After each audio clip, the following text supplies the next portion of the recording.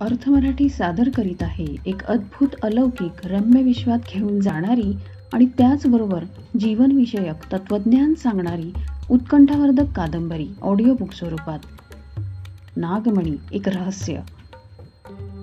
लेखक प्रसाद शिर्के. वाचनस्वर वैशाली दैवतकर. ऐकत रहा नागमणी एक रहस्य.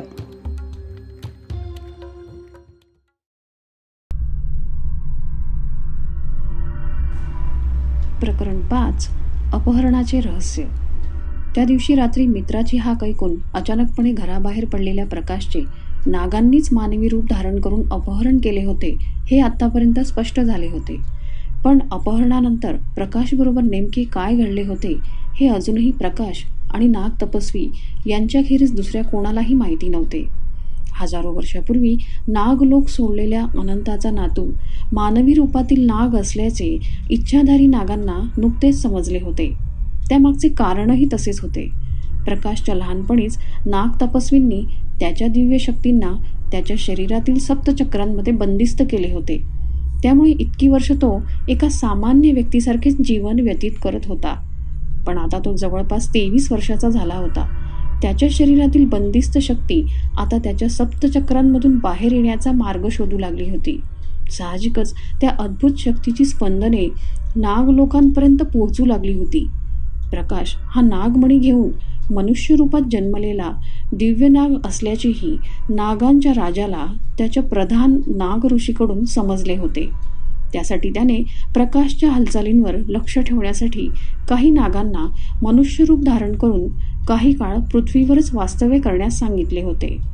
ज्यावेळी त्यांना प्रकाशच तो नाग असल्याची खात्री पटली त्यावेळी नागांकडून त्याचे अपहरण करण्यात आले. प्रकाशला शोधण्यासाठी नागलोकातून आलेल्या नागांनी मानवी रूपात राहून अत्यंत गुप्तपणे प्रकाशचा शोध सुरू ठेवला होता.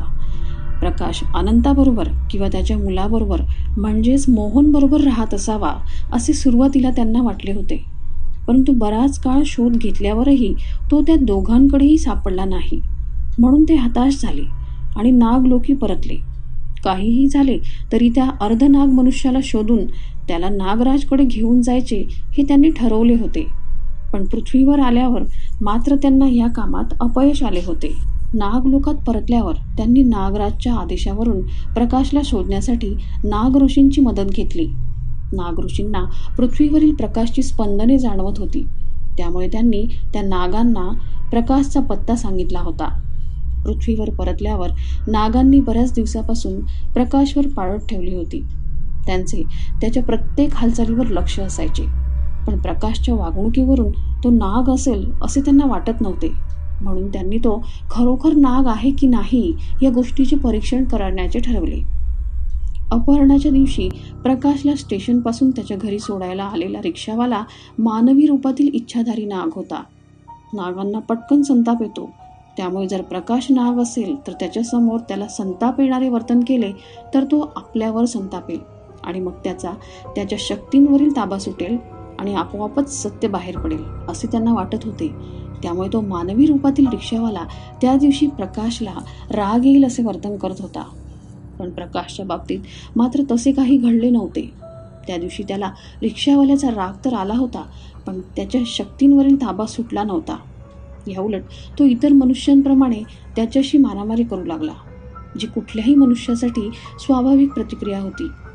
काही केल्या सत्य त्यांच्या नजरेसमोर येत नव्हते, पण नाग ऋषींनी मात्र तोच अर्धनाग मनुष्य असल्याचे सांगितले होते. म्हणून मग त्यांनी त्याच्या अपहरणाची योजना बनवून त्याला आपल्याबरोबर नागलोकी नेले.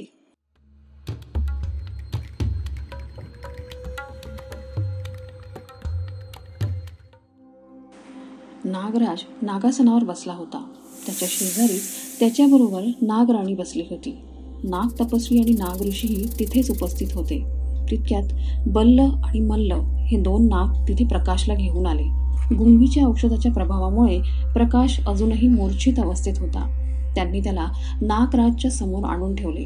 नागराजने त्याच्यावर दृष्टिक्षेप टाकला. काही क्षण त्याने प्रकाशला निरखून बघितले आणि मिश्किलपणे स्मित हास्य केले. याला ताबडतोब मूर्छेतून बाहेर काढा. त्याने आपल्या सेवकांना आज्ञा दिली. लगेचच एक नागसेवक तिथे आला आणि त्याने कुठल्या तरी मंत्राच्या उच्चाराने प्रकाशवरील गुंगीच्या औषधाचा प्रभाव कमी केला. तसे लगेचच प्रकाशने आपले डोळे उघडले. इतका काळ औषधाच्या प्रभावाखाली असल्यामुळे आपल्याबरोबर नेमके काय घडले आहे हे त्याच्या लक्षात येत नव्हते. प्रकाशने डोळे उघडता क्षणी त्याच्या दृष्टीसमोर असंख्य नाग उपस्थित होते. त्यामुळे तो फारच भयभीत झाला.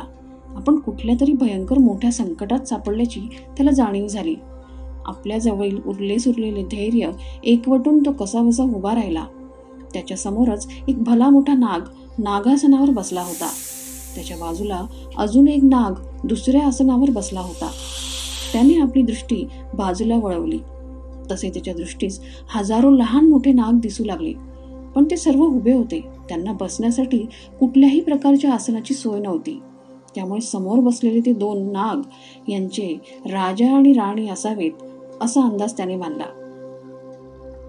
आतापर्यंत तो भयभीत नजरेने त्या अंधाऱ्या आणि भयावह असणाऱ्या विचित्र ठिकाणाचे आणि तिथल्या असंख्य नागांचे निरीक्षण करत होता. तितक्यातच तू कोण आहेस याची जाणीव तरी आहे का तुला? नागराजने प्रश्न केला. आयुष्यात प्रथमच कुणी कल्पनाही करू शकणार नाही इतका मोठा नाग त्याने पाहिला होता. आणि आता तर तो नाग त्याच्याशी मानवी भाषेत बोलत होता. त्यामुळे भयभीत झालेल्या प्रकाशला काही सुचेनासे झाले. तो एकदम स्तब्ध होऊन समोरील दृश्य शांतपणे उघड्या डोळ्यांनी बघत होता. त्याचे मौन बघून नागराज अधिकच चिडला. मी तुझ्याशी बोलत आहे मूर्ख मनुष्य, तो मोठ्याने ओरडला. त्याचे शब्द कानावर पडताच प्रकाशने स्वतःला सावरले आणि तो दबक्या आवाजात त्याच्याशी बोलू लागला. मी प्रकाश. तुम्ही मला इथे कुठे आणले आहे? हे सर्व काय सुरू आहे? आणि तुम्ही सर्व कोण आहात? असे एक एक करत तो त्याला प्रश्न विचारू लागला. नागराजने दिलेल्या त्याच्या प्रश्नांची उत्तरं ऐकून तो अधिकच भयभीत झाला. नागराजच्या म्हणण्यानुसार तो सुद्धा एक नाग होता.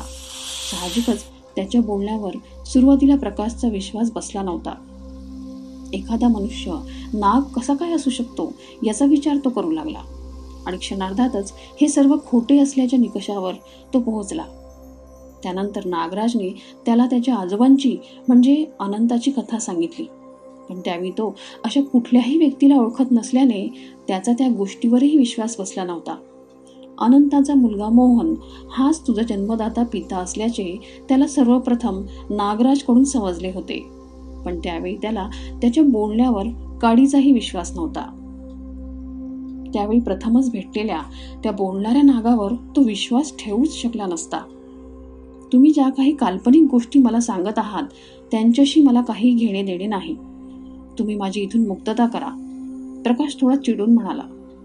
त्यावर नागराज दुष्टतेने सैतानासारखा हसला. तुला आमचे बोलणे खोटे वाटते? अरे तू देखील आमच्यासारखाच एक नाग आहेस. तुझे पिता आणि आजोबाही नाग वंशातलेच आहेत, तो तिरस्काराने म्हणाला. प्रकाशच्या त्या अंधारमय आणि कोंदट जागीत जीव घुसमटत होता. त्याला श्वास घेणे कठीण जात होते. तुम्ही माझी इथून सुटका करा, मी एक सामान्य मनुष्य आहे, तो विनवणी करत होता. नागराजने त्याच्या बोलण्याकडे लक्ष न देता त्याने नाग तपस्वी, नाग ऋषी, मी या विचित्र जीवाचे काय करू म्हणून विचारले. नाग तपस्वी चिंतेत दिसत होते. ते काहीच बोलले नाहीत. त्याच्यासमोर सर्व काही विपरीत घडलं होतं म्हणून ते शांत होते. पण नाग ऋषी मात्र प्रकाशकडे क्रोधित नजरेने पाहत होते. नागराज, तू या मनुष्याला आत्ताच संपवून टाक, नाहीतर तो पुढे आपल्या मार्गातील काटा बनेल आणि कदाचित आपला वंश नष्ट करण्यास कारणीभूतही ठरेल. नाग ऋषी क्रोधाने म्हणाले. पण हा पूर्णपणे मनुष्य नाही, तो आपल्यापैकीच एक आहे. किंबहुना तो आपल्यापेक्षाही श्रेष्ठ नाग आहे. त्यामुळे भविष्यात त्याच्याकडून आपल्या वंशाच्या हिताचेही कार्य घडू शकते. त्यामुळे त्याची हत्या करणे योग्य ठरणार नाही. नागतपस्वी पटकन बोलून गेले. नागराज आता थोडा गोंधळला. प्रकाशची काय करावे त्याला कळत नव्हते. नागराज, तू या वृद्धाचे काही ऐकू नकोस. वृद्धत्वामुळे त्याची बुद्धी क्षीण झाली आहे. हा जीव आपल्या वंशाचे रक्षण नाही तर भक्षण करण्यास कारणीभूत ठरेल. त्यामुळे तू आत्ताच त्याला मृत्यूदंड दे, नाग ऋषी म्हणाले. त्यांचे संभाषण ऐकून प्रकाश खूपच घाबरला. त्याच्या हृदयाचे ठोके वाढले होते. आता आपला मृत्यू होऊ शकतो या विचाराने तो बेचैन झाला. अशा स्थितीत काय करावे हे त्याला काहीच सुचत नव्हते. मृत्यूच्या विचाराने त्याच्या मेंदूला बधिरता आली होती. नागराज, नाग तपस्वी आणि नाग ऋषींचे बोलणे ऐकून तिथे उपस्थित असलेले नाग आपापसात बारीक आवाजात कुजबुजत होते. पण त्यांची भाषा प्रकाशला समजण्यापलीकडची होती. शांत व्हा सर्वांनी, नागराज बोलू लागला. माझा निर्णय झाला आहे. या विचित्र जीवाला मृत्यूदंडच देण्यात येईल. भविष्यात त्याचे आपल्याला सहाय्य होईल अशी आशा करणे व्यर्थ आहे. तो जरी आपल्या नाग वंशातला असला तरी तो एक मनुष्यही आहे, हे आपल्याला विसरून चालणार नाही. स्वार्थी आणि धूर्त मनुष्यावर विश्वास ठेवण्याची जी चूक आमच्या पूर्वजांनी केली ती मी पुन्हा करणार नाही. त्यामुळे नाग प्रजातीच्या हितासाठी सर्व नागांच्या वतीने मी या जीवाला मृत्यूदंड देण्याचे घोषित करतो.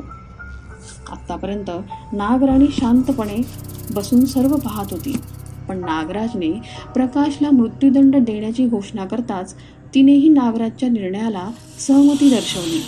नाग तपस्वी नाईलाजाने शांतपणे सर्व काही पाहत होते. त्यांच्या वृद्धत्वामुळे नागराजला विरोध करण्याची ताकद त्यांच्याकडे नव्हती. बल्ल, तू या मनुष्याची मस्तक त्याच्या धडा वेगळे करावेस ही माझी तुला आज्ञा आहे, नागराज उत्स्फूर्तपणे म्हणाला. तिथेच उभा असलेला बल्ल क्षणाचाही विलंब न करता तत्परतेने नागराज जवळ आला. त्याने क्षणार्धात आपल्या मंत्रशक्तीने एक दिव्य तलवार निर्माण केली आणि तो प्रकाशच्या दिशेने वळला. आता मृत्यू जवळ आला हे जाणून प्रकाश तिथून पळण्याच्या प्रयत्नात होता. तितक्यातच मल्ल त्याच्या जवळ गेला आणि त्याने प्रकाशभोवती विळखा घातला. प्रकाशला आता हलता येणे शक्य नव्हते. त्या नागाने प्रकाशला इतक्या जोराने आवळले होते की प्रकाशचं रक्त प्रवाहच जवळजवळ थांबला होता. त्याला आता श्वास घेणेही फार कठीण झाले. तितक्यात बल्ल तलवार घेऊन त्याच्या जवळ आला. तसे प्रकाशने आपले डोळे भीतीने मिटले. बल्लने आपल्या हातातील तलवार वर उचलून तिचा एक जोरदार प्रहार प्रकाशच्या मानेवर केला. तिथे उपस्थित सर्व नाग हा सर्व प्रकार आपला श्वास रोखून पाहत होते, कारण आतापर्यंत त्यांच्यातील बहुसंख्य नागांनी मनुष्याबद्दल त्यांच्या पूर्वजांकडून फक्त ऐकले होते, पण प्रत्यक्षात मात्र त्यांनी कधी मनुष्याला पाहिले नव्हते. त्यामुळे तिथे उपस्थित सर्वांचे लक्ष प्रकाशकडेच होते. तेवढ्यात दोन धातू एकमेकांवर आदळावेत अशा प्रकारचा ध्वनी सर्वांना ऐकू आला. बल्लने तलवारीचा जोरदार प्रहार प्रकाशच्या मानेवर केला. तेव्हा तो ध्वनी निर्माण झाला होता. हे सर्वांसाठीच एक आश्चर्य होते. जशी प्रकाशच्या मानेभोवती कसले तरी अभेद्य कवच असावे अशी बल्लला जाणीव झाली. म्हणूनच त्याने पुन्हा एकदा तलवारीचा प्रहार प्रकाशच्या मानेवर केला. पण पुन्हा तेच घडले. प्रकाशला काहीही झाले नव्हते. बल्ल आता खूप चिडला होता. त्यामुळे तो प्रकाशच्या मानेवर सारखे सारखे तलवारीचे प्रहार करू लागला, पण त्याचे सर्व वार व्यर्थ ठरत होते. प्रकाशने आता आपले डोळे उघडले. तितक्यात बल्लने पुन्हा एक प्रहार प्रकाशच्या मानेवर केला. क्षणार्धातच प्रकाशने पुन्हा आपले डोळे मिटले, पण पुन्हा तेच. तो प्रहारही व्यर्थ ठरला. तसे नाग तपस्वी मोठमोठ्याने मिश्किलपणे हसू लागले. त्यांच्या अशा प्रकारे हसण्याचा नागराजला खूप राग आला होता, पण तो त्यांना काही बोलण्याच्या आतच नाग तपस्वी बोलू लागले. मी तर विसरलोच होतो की हा कोणी सामान्य मनुष्य अथवा सामान्य नाग नाही, तर हा मनुष्य रूपात दिव्य नागमणी घेऊन जन्माला आलेला एक दिव्य आत्मा आहे. त्याच्या मस्तकावर असलेल्या नागमणीमुळे त्याच्यावर कुठल्याही शस्त्राचा, विषाचा किंवा प्राणघातक मंत्राचा काहीही परिणाम होणार नाही. परमेश्वराने आपल्याला जवळपास 10,000 वर्ष जगता येईल इतके आयुष्य दिले आहे, तर आजच्या मनुष्याला फार फार तर फक्त 100 वर्षाचे आयुष्य लाभले आहे. पण हा कोणी सामान्य मनुष्य अथवा सामान्य नाग नसल्यामुळे याला आपल्यापेक्षाही सहस्त्रपटींनी अधिक आयुष्य मिळाले आहे. जोपर्यंत त्याच्याजवळ नागमणी आहे तोपर्यंत त्याचा मृत्यू होणे शक्य नाही. विधात्याने प्रत्येक जीवासाठी वेगळे कायदे केले आहेत. प्रत्येक जीवाला स्वतंत्रपणे जगण्याचा अधिकार आहे. तो अधिकार परमेश्वराने सर्वांनाच प्रदान केला आहे. त्यामुळे आपण त्यात हस्तक्षेप करू शकत नाही. म्हणजे काय म्हणायचे आहे तुम्हाला? नागराजने विचारले. म्हणजेच हा नागमणी धारण केलेला दिव्य अर्धनाग मनुष्य अगदी चंद्र तारे अस्तित्वात असेपर्यंत जिवंत राहू शकतो आणि त्याच्याकडे असलेल्या अद्भुत शक्तीमुळे आपण त्याचे काहीही बिघडवू शकत नाही. नाग तपस्वींच्या बोलण्याने सगळे नाग स्तब्ध झाले. कोणीही काहीच बोलत नव्हते. तेवढ्यात मल्ल, मुक्त कर त्याला, नाग तपस्वी म्हणाले. तसे मल्लने प्रकाशच्या शरीराभोवतीचा विळखा काढला आणि त्याला मुक्त केले. इतका वेळ मल्ल नागाने प्रकाशचे शरीर आवळले होते. त्यामुळे त्याचा जीव गुदमरल्यासारखा झाला होता. मल्लने त्याच्या शरीराभोवतीचा विळखा काढल्यावर त्याला आता कुठे नीट श्वास घेता येऊ लागला. तो जरी तलवारीच्या प्रहारापासून वाचला होता तरीही त्या भयावह आणि विचित्र वातावरणात तो फार काळ राहू शकला नसता. नागराजने त्याला सांगितलेल्या गोष्टींवर त्याचा सुरुवातीला विश्वास बसला नव्हता. तरी त्याला त्याच्या बोलण्यावरून आपण पृथ्वीवर नसून नागलोकात असल्याचे कळले होते. पण त्याला हे ठिकाण कुठे आहे याबद्दल काहीही माहिती नव्हती. त्याशिवाय तिथून पृथ्वीवर स्वगृही कसे जाता येईल हे सुद्धा त्याला माहीत नसल्याने तो अस्वस्थ झाला होता. त्याला काहीही करून तिथून बाहेर पडायचे होते. त्याचा जीव त्या जागेत घुसमटत होता. नाग तपस्वी, या मनुष्याच्या मस्तकावर नागमणी असल्याचे तुम्हाला कसे काय माहीत पडले? म्हणजे याच्या आधी सुद्धा तुम्ही त्याला भेटला आहात? असे कित्येक प्रश्न नागराजने उपस्थित केले. त्यावर नाग तपस्वींनी कसला तरी विचार केला आणि मग, आम्हाला दिव्य दृष्टी आहे हे बहुतेक तू विसरला आहेस वाटते, असे बोलून त्यांनी तो विषय तिथेच संपवला.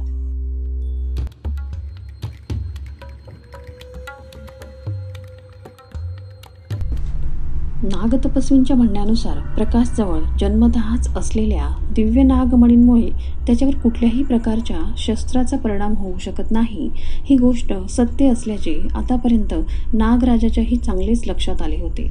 त्यात नागतपस्वींनी प्रकाशला त्याच्या नागमणीमुळे प्राप्त झालेल्या दिव्य शक्तींबद्दल जी काही माहिती सांगितली होती, त्यामुळे तिथे उपस्थित असलेल्या नागांच्या चेहऱ्याचा भीतीने रंग उडाल्याचेही त्याच्या लक्षात आले होते. त्यामुळे प्रकाशला पृथ्वीलोकातून अपहरण करून त्याला नागलोकी आणण्याचा खटाटोप फुकट जाणार की काय, आणि मग अशा वेळी करायचे तरी काय, नेमके हेच त्याला सुचत नव्हते. काहीही झाले तरी त्याला प्रकाशला जिवंत ठेवता येणार नव्हते. त्यामुळे ज्या अर्थी प्रकाशसारख्या मनुष्याकडे दिव्य नागमणी असल्यामुळे त्याच्यावर इच्छाधारी नागांचाही शक्तीचा परिणाम होत नव्हता, त्या अर्थी जर त्याचा तो नागमणी आपल्याला त्याच्यापासून वेगळा करता आला तर आपली सर्व चिंताच मिटेल, असा विचार त्याने मनोमन केला आणि तो नाग तपस्वींशी बोलू लागला. नाग तपस्वी, तुम्हाला काय वाटले? मी याच्या म्हणजेच नागमणीच्या दिव्य शक्तींबद्दल विसरून गेलो की काय? जर तुम्हाला तसे वाटत असेल तर तो तुमचा गैरसमज आहे, कारण मी काहीही विसरलेलो नाही. मी तर फक्त नागमणींच्या शक्तींना तपासून पाहत होतो. नागमणी ही एक अमूल्य देणगी आहे, परंतु परमेश्वराने ती आपल्यासारख्या नागांना न देता एका तुच्छ मनुष्याला द्यावी हे आमचे नव्हे तर संपूर्ण नाग प्रजातीचे दुर्भाग्य आहे, असे म्हणायला हरकत नाही. परंतु हे सर्व घडत असताना तुम्हाला त्याबद्दल काहीच कसे वाटत नाही? फक्त याच गोष्टीचे मला आश्चर्य वाटते. नागराजचे बोलणे ऐकून नाग तपस्वी नागराजशी अत्यंत नम्रपणे बोलू लागले. तसं नाही नागराज, मलाही नाग प्रजातीची काळजी वाटते, परंतु परमेश्वर नेहमी योग्यता असलेल्याला योग्य गोष्टी देतो, मग त्या दिव्य शक्ती असू देत किंवा इतर काही. नाग तपस्वींचे हे बोल ऐकून नागराज त्याच्यावर संतापून बोलू लागला. म्हणजे आपली नाग प्रजाती नागमणी धारण करण्याच्या योग्यतेची नाही, असे म्हणायचे आहे का तुम्हाला? नाही नागराज, तुझा गैरसमज होतोय.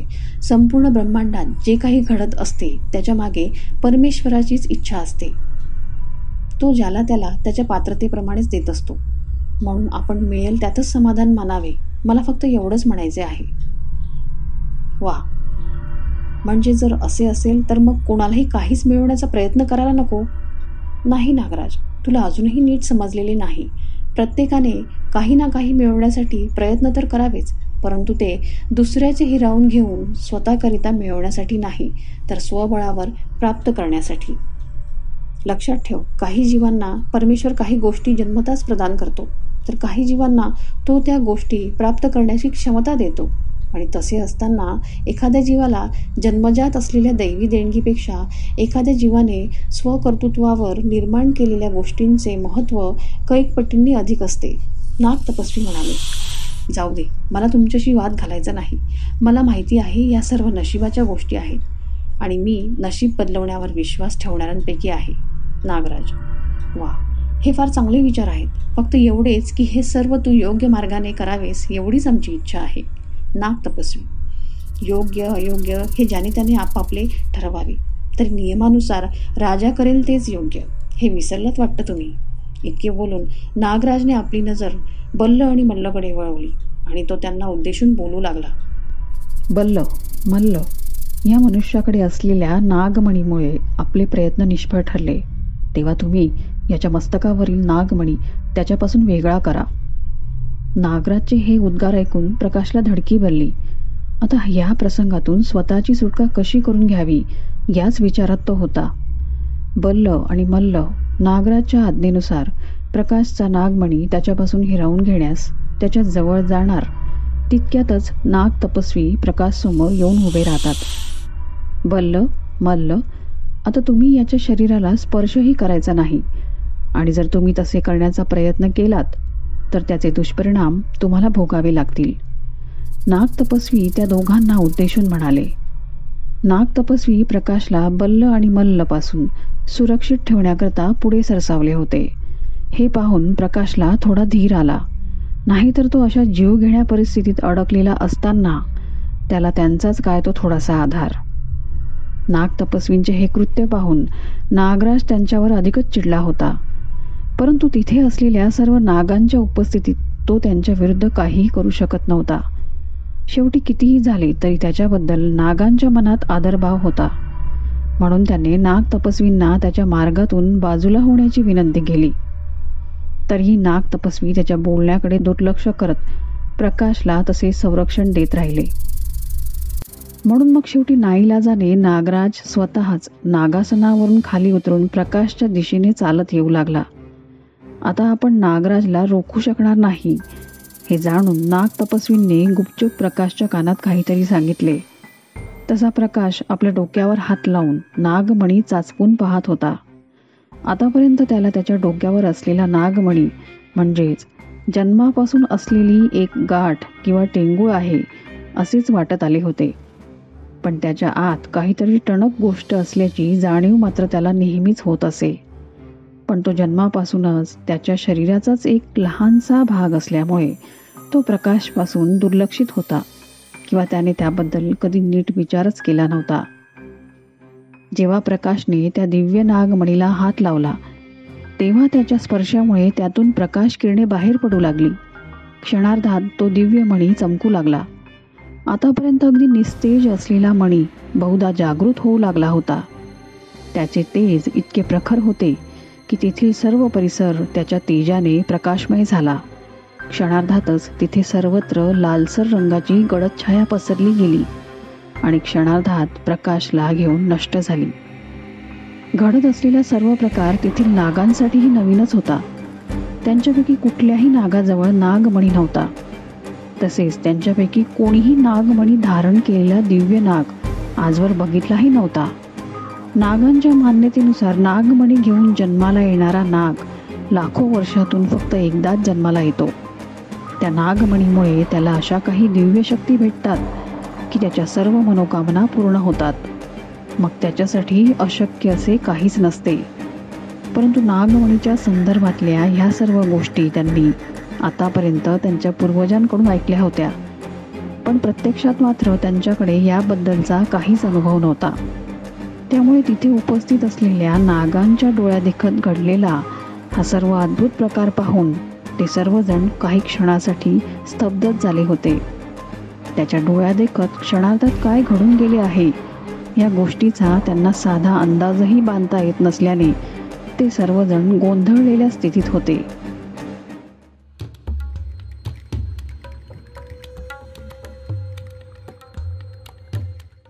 नागलोकात जे काही घडले होते ते प्रकाशच्या बुद्धीपलीकडचे होते.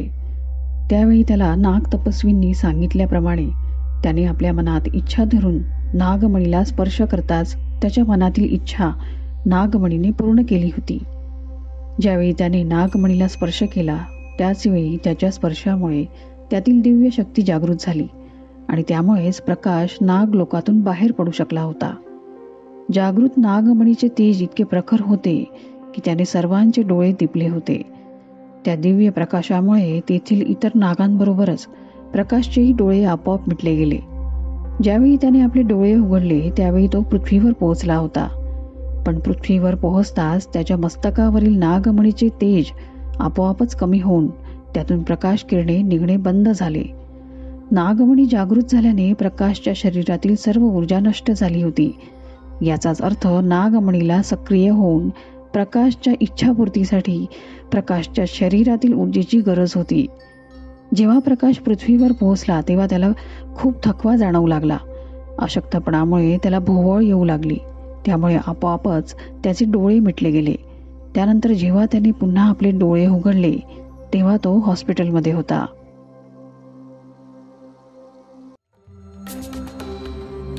वैशाली दैवतकर यांचे वाचन स्वरात आपण ऐकत होतात प्रसाद शिर्के लिखित अर्थ मराठी प्रकाशित उत्कंठावर्धक कादंबरी नागमणी एक रहस्य. तर मित्रमैत्रिणींनो, तुम्हाला हे प्रकरण कसे वाटले हे कमेंटमध्ये सांगायला विसरू नका. तुम्हाला हा उपक्रम आवडल्यास व्हिडिओ अवश्य लाईक करा. पुढील प्रकरणांचे अपडेट्स मिळवण्यासाठी चॅनल सबस्क्राईब करायला विसरू नका. लवकरच भेटू नव्या पुढील प्रकरणांसह.